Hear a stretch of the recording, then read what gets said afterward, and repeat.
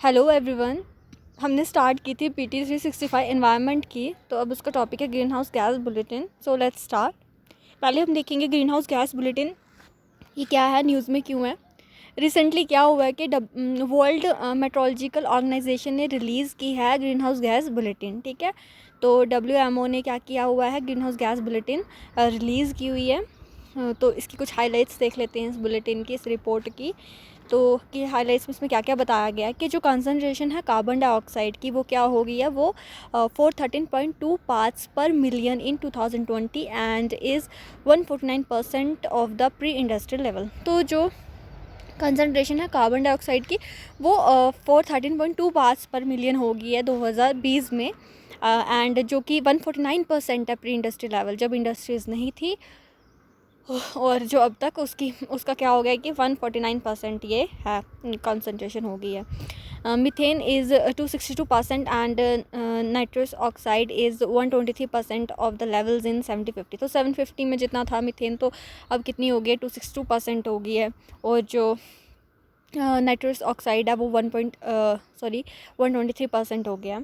तो from 1990 to 2020 तो जो रेडिएटिव फोर्सिंग है, रेडिएटिव फोर्सिंग कोई जो एनर्जी जो ट्रांसफ़र होती है, the warming effect on our climate by long lived greenhouse gases increase by. तो जो यही है, जो वार्मिंग इफेक्ट है हमारे क्लाइमेट पे, वो क्या हो गया, ग्रीन हाउस गैस की वजह से इंक्रीज़ हो गया 47%। विद जो CO2 का कितना हो गया, accounting for about 80% of this increase. इसका जो है, जो 47% है वो जो ग्रीन हाउस गैसेज होगी, और इस 47% का जो 80% है वो सिर्फ कार्बन डाइऑक्साइड है। The number are based on the monitoring by the WMO global atmosphere watch network. तो जो ये नंबर्स वगैरह ये जो बताया हुआ है, ये जो पूरी ऑब्जर्वेशन है, तो ये किसने की हुई है, WMOs की जो ग्लोबल एटमॉस्फेयर वॉच नेटवर्क है उसने। तो पहले हम देख लेते हैं कि ये वर्ल्ड मेट्रोलॉजिकल ऑर्गेनाइजेशन क्या है। ये एक इंटर गवर्नमेंटल ऑर्गेनाइजेशन है, एक ग्लोबल ऑर्गेनाइजेशन है जो एस्टैब्लिश्ड हुई थी बाद ratification of the WMO convention की। जब WMO कन्वेंशन हुई थी 1950, तो जब उसको रेटिफाई किया गया था तो तब ये एस्टैब्लिश्ड हुई थी। It originate from the international, ये कहाँ से ओरिजिनेट हुई है, IMO से हुई है, जो कि 1873 में बना था, उससे ओरिजिनेट हुई है WMO। इसके कुछ ऑब्जेक्टिव्स हैं, वो देख लेते हैं इसके ऑब्जेक्टिव क्या हैं। It is dedicated to the international cooperation and coordination on the state and with the interaction with the land and the ocean, the weather and the climate it produces and the result distribution। मतलब ये क्या देखते हैं, ये interaction देखते हैं किस तरह से लैंड ओशन ये सब वेदर क्लाइमेट किस तरह से इंटरेक्ट कर रहे हैं और इनका क्या रिज़ल्ट हो रहा है हमारे इन्वायरमेंट पे, और ये सब कुछ। हेडक्वार्टर्स का जिनेवा स्विट्ज़रलैंड में है, एंड मेंबरशिप इसकी 193 मेंबर्स हैं और इंडिया इसका मेंबर है। तो अभी तक हमने स्टार्टिंग से हमने देखा है कि IPCC में 195 थे, इंडिया उसका मेंबर था। फिर हमने UNEP देखा है, उसमें 195 थे, इंडिया उसका भी मेंबर था। और अब हम देख रहे हैं WMO, तो इसका इंडिया मेंबर है और इसमें 193 मेंबर्स हैं। ठीक है, अदर की इन्फॉर्मेशन क्या है, ये एक स्पेशलाइज्ड एजेंसी है किसकी, UN की। तो okay, next topic global methane assessment. तो देखते हैं न्यूज़ में क्यों है। Global methane assessment benefits and cost of mitigating methane emissions, ये अभी क्या हुआ, पब्लिश हुई है। ठीक है, मीथेन ग्लोबल मीथेन असेसमेंट, इसका नाम क्या है, benefits and cost of mitigating methane emissions. ये पब्लिश हुई है, किसने पब्लिश की, यूनाइटेड नेशन इन्वायरमेंट प्रोग्राम ने।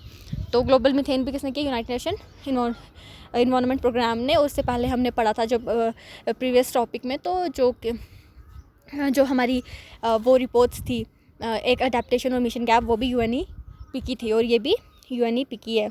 तो की फाइंडिंग्स देख लेते हैं इस रिपोर्ट की। Increasing concentration of methane, methane का मतलब क्या हो गया, जो कंसनट्रेशन है हमारे एटमॉस्फेयर में वो इंक्रीज़ हो गई है। Methane atmospheric concentration has more than doubled हो गई है। प्री इंडस्ट्रियल लेवल में जितनी थी टाइम्स में थी, अब कंपैरिजन में करेंगे प्री इंडस्ट्रियल लेवल मतलब जो इंडस्ट्री से पहले जो था, उसके बाद जो अब होगी वो डबल हो गई है। Second only to the carbon dioxide in a driving climate change. तो सेकंड है ये आफ्टर कार्बन डाइऑक्साइड जो है हमारे ग्रीन हाउस के, उसके बाद ये सेकंड यही मेनली कंट्रीब्यूट करती है हमारे ग्रीन हाउस इफेक्ट में। Methane in the atmosphere reached recorded levels last year even though carbon dioxide level dropped during the pandemic. तो मीथेन जो है हाई ही रही, reached record level, methane in the atmosphere reached record levels last year even though methane increase ही हुई है हालांकि जो हमारा कार्बन डाइऑक्साइड था वो पैंडेमिक में, क्योंकि देखो व्हीकल्स वगैरह ऐसे फैक्ट्री सब कुछ काम बंद ही था, तो उसकी वजह से जो कार्बन डाइऑक्साइड में तो रिडक्शन हुई थी, बट मीथेन में नहीं। रिड्यूसिंग एंथ्रोपोजेनिक इमिशंस, तो एंथ्रोपोजेनिक जो होती है जो ह्यूमन की वजह से जो एक्टिविटीज़ उसकी वजह से जो एमिशंस होती हैं वो होगी एंथ्रोपोजेनिक एमिशंस। तो रिडक्शन हुई है एंथ्रोपोजेनिक एमिशंस में 45%, नहीं सॉरी लिखा है कि अगर हम रिडक्शन करते हैं एंथ्रोपोजेनिक एमिशंस में 45%, तो वो क्या करेगा, जो हमारी ग्लोबल वार्मिंग है उसको 0.3 डिग्री सेल्सियस कम कर देगा 2045 तक, ठीक है। तो अगर हम क्या करते हैं अपनी एंथ्रोपोजेनिक जो ह्यूमन की वजह से जो एमिशंस होती हैं अगर उस पर हम रिडक्शन करते हैं तो 45% रिडक्शन करते हैं, तो उससे 0.3 डिग्री सेल्सियस हमारा वार्मिंग जो है कम हो जाएगी 2045 तक। अब हम देख देते हैं climate and clean air coalition क्या है ये, इसका जेनेसिस, इसका ओरिजिन कहाँ हुआ है। In 2012 the government of Bangladesh, Canada, Ghana, Mexico, Sweden and the United Nation along with the United Nation environment programme, ये सब मिले, ठीक है। Bangladesh, Canada, Ghana, Mexico, Sweden and United Nation environment programme, ये साथ में आए और उन्होंने एक इनिशिएट किया एक effort to treat short lived climate pollutants as an urgent and collective challenge and form the climate and clean air coalition. तो मतलब कि उन्होंने क्या किया, एफर्ट्स टू इनिशिएट किया एफर्ट के जो हमारे क्या हैं, जो हमारे शॉर्ट लिव्ड क्लाइमेट पोल्यूटेंट्स हैं इनके लिए क्या करें, इनके लिए मतलब कि अर्जेंट उन्होंने कि इनको किस तरह से हमने ट्रीट करना है उसके लिए एक कोलिशन बनाई, उन्होंने फॉर्म की climate and clean air coalition, ठीक है।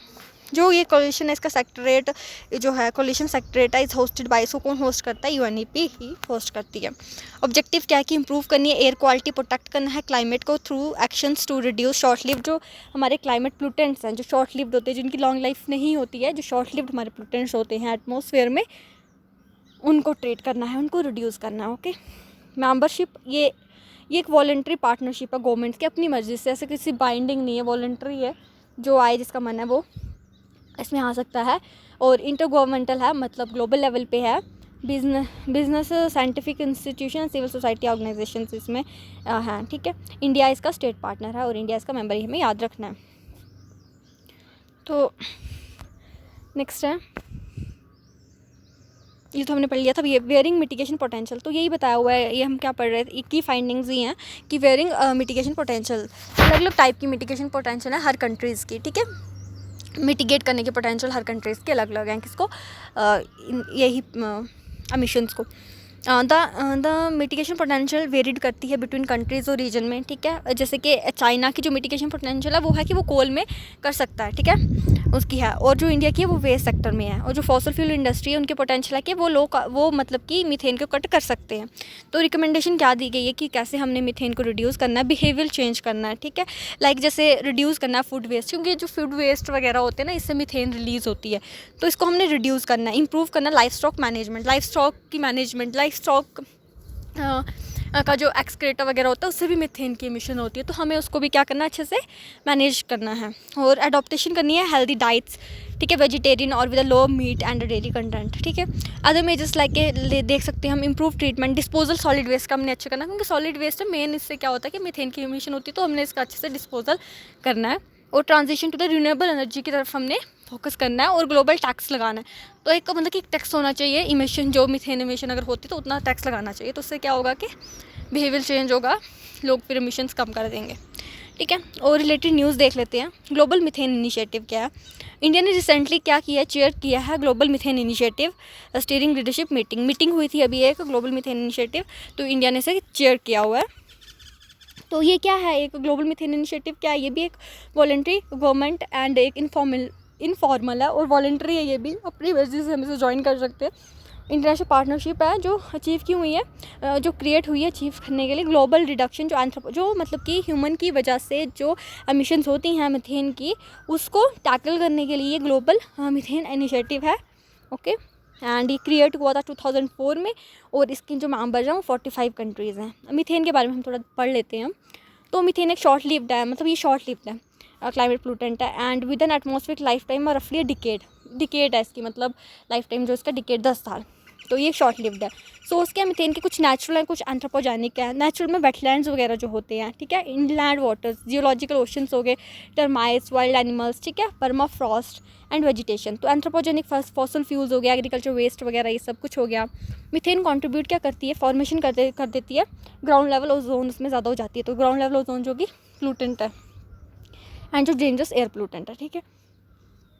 Ozone attributable to the anthropogenic methane emissions cause approximately 500,000 premature। और ओजोन की वजह से क्या जो ओजोन जो एंथ्रोपोजेनिक मीथेन की वजह से जो ओजोन ग्राउंड लेवल में फॉर्म्ड हो जाती है, तो उससे क्या होता है कि प्रीमैच्योर डेथ्स हो रही हैं पर ईयर ग्लोबली, और हार्म कर रहा है इकोसिस्टम को, क्रॉप्स को, उनकी ग्रोथ को सप्रेस कर रहा है, प्रोडक्टिविटी को।